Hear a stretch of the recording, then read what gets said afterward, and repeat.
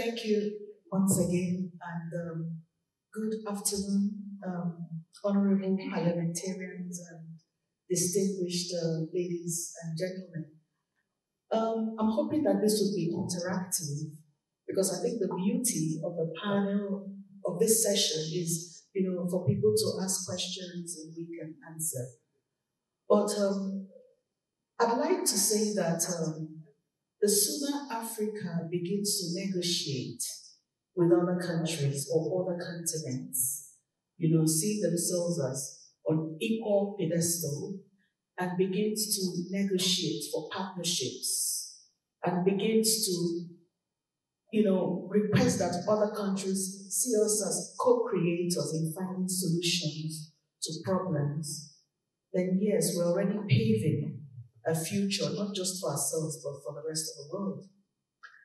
And thinking about what the president told us yesterday when he talked about how he tried to resolve the thing of Tanzania, rice being imported from Tanzania, and how he tried to pacify his own people by saying, why don't you try and improve your quality? It's not a question of stopping the ones of Tanzania, but try and improve on your own quality, And I thought that was really strategic. And I thought this is what we in Africa should aim to do, to be strategic in our approach. Because in business, it's not about being competitive. In business, you have two kinds of strategies. You have the blue ocean strategy, and then you have the red ocean strategy. The blue ocean strategy tries to outdo its competitors. So it's always competing and trying to outdo and bigger than thou, like you win, I lose.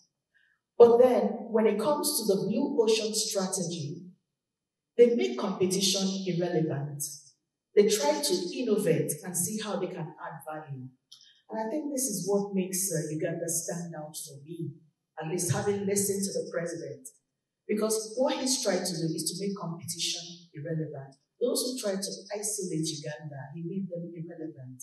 Because Uganda, in spite of them, the economy continued to grow and is taking off, oil exploration and what have you.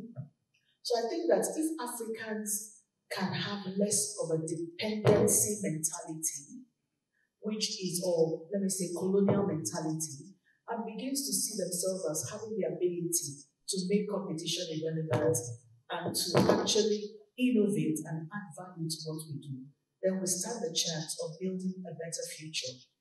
And I liked what Dr. Wahome also mentioned when he talked about the health thing and said, why don't we already begin to think of an alternative to WHO? Why should we think that we continue to depend on WHO? WHO has not solved that problem in Africa. Ordinary malaria, WHO has not found a solution. No solution to malaria, no solution to cancer, no solution to diabetes.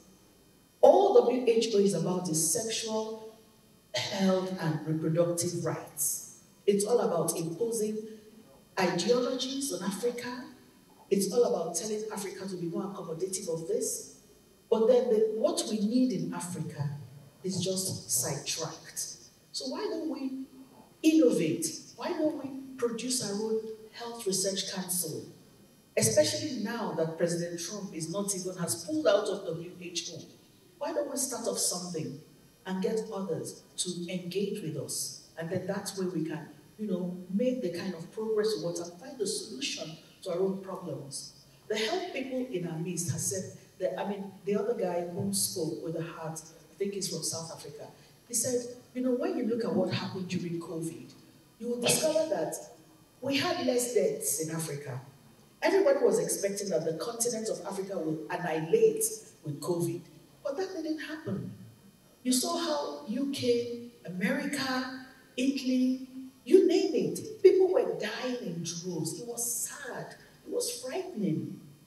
But then in Nigeria, people were still dancing on the streets. And then when people catch COVID, they treat themselves to malaria. In fact, they didn't even believe that there was a threat. Thank you. Thank you, Doc. Okay.